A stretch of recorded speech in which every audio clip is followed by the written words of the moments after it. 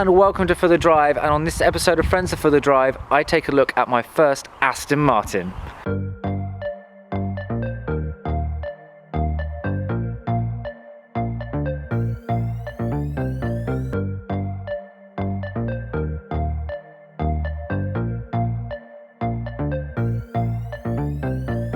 So what we have here is a 2005 Aston Martin DB9 Volante with a 6-litre V12 producing 450 brake, which will take you to 60 in about 4.6 seconds. And what a beauty she is.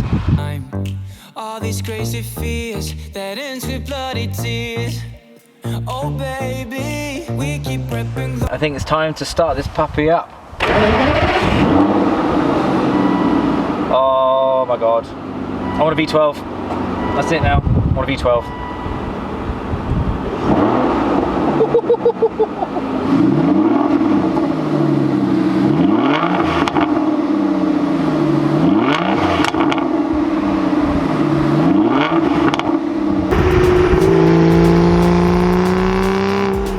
Roadside, twerking like a Vegas stripper, dollar money stage mine, billions in a cage fight. Fuck their thoughts and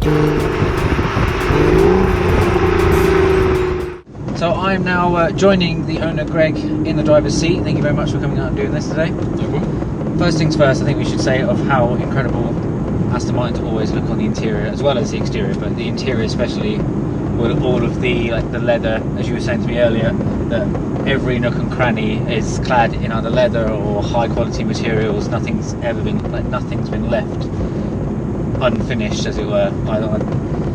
Like you say, there's a heck of a lot of leather, and all the dash is all. It might look plastic, but actually it's all metal.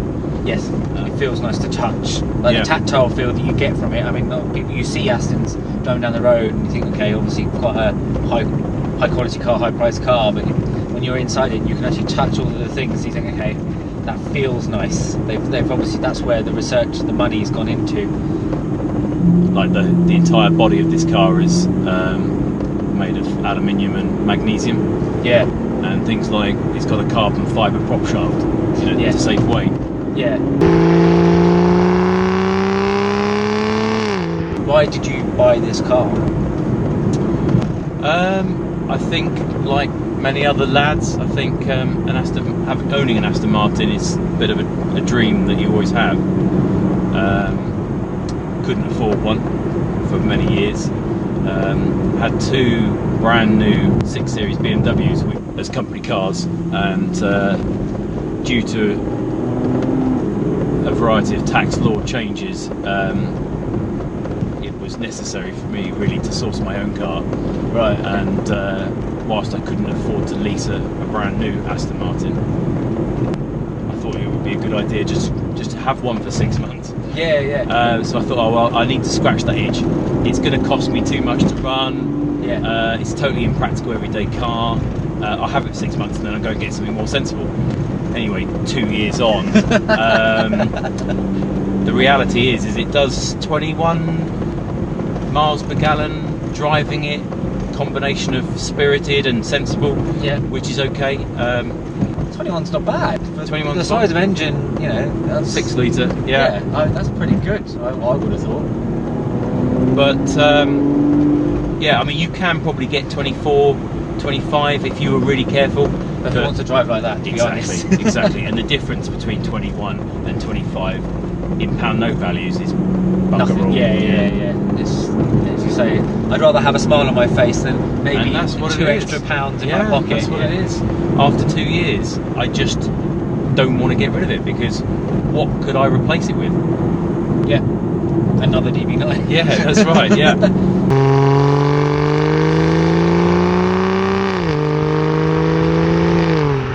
What would you say that you really love about the car? Like, if you had to size that, bring it down to like 1 or 2 points. Yeah, like besides the exhaust. I mean, the exhaust is that's a given. That, the engine tone of this is amazing. Well, there's lots of reasons. Not in necessary priority order, but it's probably one of the most beautiful cars ever made. And coming back to the car park and getting into an Aston Martin, like you were saying earlier, that it's a smile on your face. So I think its beauty has got to be up there. The Aston Martin brand, you know, it's cool, it's sporty, it's quintessentially English. The James Bond connection with the brand. So I think the brand, everyone loves the brand. As we talked about earlier, I also have a Ferrari, and when you go through a town centre in a Ferrari, you are either loved or you're hated. It's about 50-50. There's as many people that hate you driving a Ferrari as they do like you. With Aston, that is very different. 100% of people love you and love the car, so therefore you get people allowing you out, and people looking and all being very positive, whereas in other brands you don't get that. So the brand is a big part of the ownership. The engine noise, exhaust note, so good. It's something that I don't think brings you to the brand necessarily, but it certainly keeps you there. And of course its performance, the luxury. I use this every day for work, and I have about a 45-minute journey to work, 45 minutes home. So you want something that is comfortable, a little bit of refinement, luxury, and as I say, it ticks a lot of boxes for an everyday car. It's difficult to not call this car special, and having a Ferrari, I think, I'm in a luxurious and lucky enough position that I can compare it with Ferrari ownership as well. And a Ferrari is very special. When you get in it, it's a pain in the bottom to drive. It's noisy, it's uncomfortable, but it's special and it feels special. When you get into an Aston Martin, it's still very special, but it's difficult to describe. It's like the other end of special. You've got this is full on engagement to the point where you go I'm basically grabbing my life by my hands at all times, but that still makes it special. And then you've got now I can just relax but still feel very special.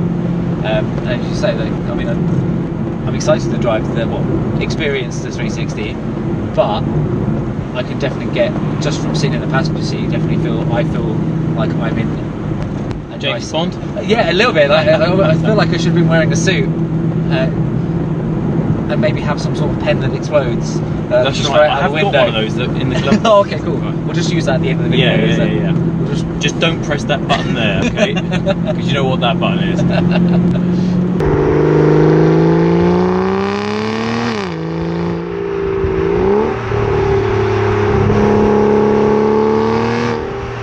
What would you say that is potentially a design flaw on the DB9? What sometimes grinds your gears about it? Okay, well, there's not a great deal that I would criticise, but there's a few things, quirky things that do come to mind. One is this interior mirror. They've decided not to mount it on the windscreen, but in fact to mount it to the top of the body of the car, over the windscreen, which is absolutely fine with the hood down. But when the hood is up, you can probably see in your camera, albeit your camera is a bit lower than the mirror. There's not such great view at the back. So that's something that I think maybe they would have changed later on. The other thing which is quite common on these criticised is the heater is not that great, and particularly noticeable on a Volante when you've got the roof down and you've got the heating on full blast. It's not enough to warm you up, whereas my previous BMW convertible, you could have the roof down the whole time and you felt nice and warm. You were perfectly warm enough. Okay.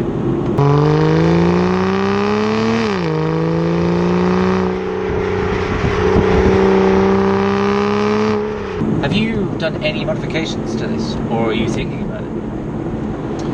No, it's a standard car. I suppose a car like this you wouldn't think about modifying, really. It's not. It's unlike. It's unusual. It's not the sort of car that gets modded that often, I don't think. I mean, you can buy from the factory special edition Aston Martins with racing livery and rear wings. But yeah, no, you don't tend to see many modified DB9s on the road. I think going back to brand, I think a lot of people like Aston Martin because it's not in your face. It's not just like look at me. It's elegance. It's a more subtle, classy look. Yeah. And I think Aston Martins look at their best when they are absolutely standard.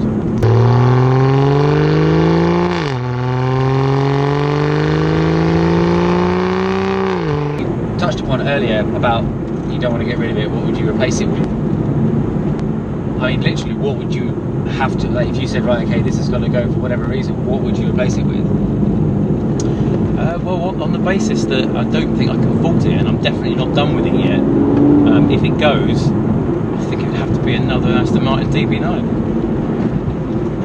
Which, what else is there? Well, exactly. Would you not think about going for a DB11 and see what the brand new, like the newest step of Aston Martin is doing? Because obviously the DB11 is the same kind of size, it's the same feel, it's like basically just the successor to what we're in.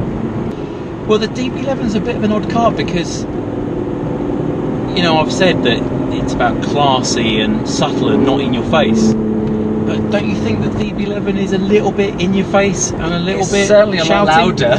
Yeah. I'm not 100% sure that I'm behind the design changes. It's a lovely looking car, and if you want something to look special and in your face, then you know maybe that's what they want to bring to Aston Martin. But to me, I don't think it's subtle and classy enough. I think it's a little bit too more in the Ferrari camp than it is in the Aston Martin camp. That's fair enough. So for me, I think I'll stick with DB9 for now. Yeah. There's quite a few evolutions of it ahead of this one. Yes, it's true. So that will keep me busy for a few years, I think. Must admit, as much as I think if I only could have one nice car, I think it would be a coupe. The idea of having a second car as a convertible is getting more and more appealing to me the more I go in.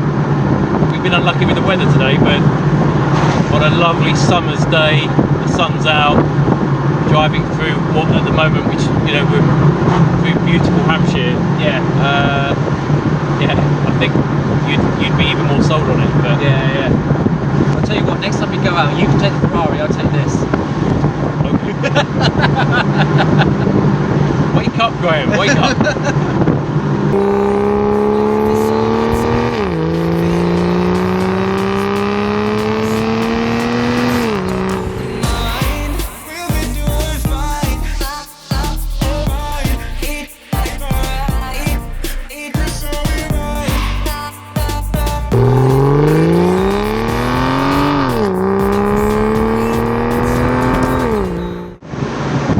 How does it feel then? Quite heavy.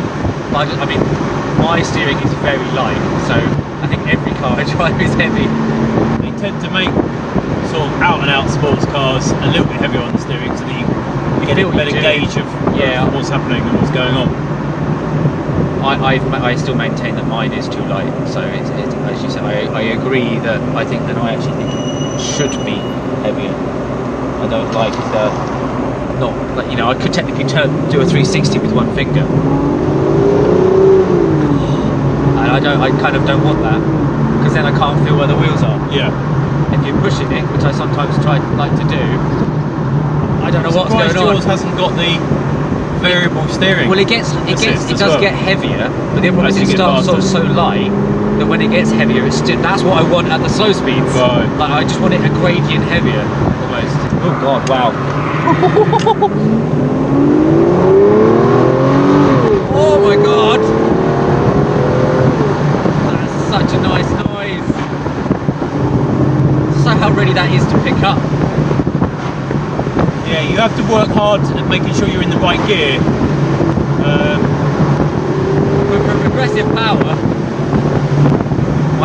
your brakes are quite like the resistance is quite high to what I'm used to, so I must admit. Oh right, but even though it's quite light for a large GT, it's still quite a heavy car compared to maybe what your my brakes are, I think, are very servo assisted. Right. so they're like, you can put a small amount of pressure and you immediately get that nose dive. Yeah. And then when you want to pile it on, you just progressive, you know, pressure. Whereas this is, you're feeling, it's almost a bit like the steering, you're feeling how much pressure you're putting on. Yes. Whereas mine, I mean, like, have you ever tried left foot braking? Oh, No. That's interesting. As you say, big car, going through corners really nice, like feels really like just flowing.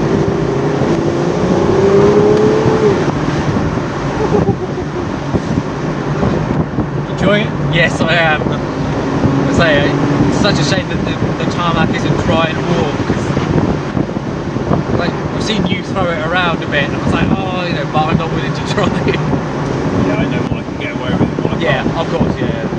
The thing about this, you know, GT car, I've now gone into the fifth, and if the roof wasn't down, it'd be so quiet, so comfortable, so easy to drive. And I think, as you said, that's an everyday, as the daily car. I could see my, like, you know, if someone said to me, "Hey, I have a DB9," yeah, you could just, I could run this to work and just go up, get up every morning, look at my key, and go, "Yeah, nice, go to drive that to work."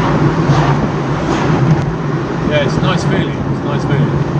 I would quite fancy a DBS, which is essentially a DB9 slightly Turned up a little. Yeah. But I've heard other DBS owners saying it's actually a little bit harsh ride for a daily car, Oh right, okay. and that is really more of a weekend car. Yeah. And See, whilst they look amazing, Yeah. would you want to do a 45-minute journey to work and back again after the novelty's worn off? Yes. Yeah. As you say, Day one, yes you would. Yeah. Day two, yes you would. But by day three, you might be thinking, actually, I'm exhausted when I've got to work, and now Yeah, I need yeah. a rest. I now see what you mean. There's not a huge amount of view out the back. No. But to be fair, the side mirrors are fine.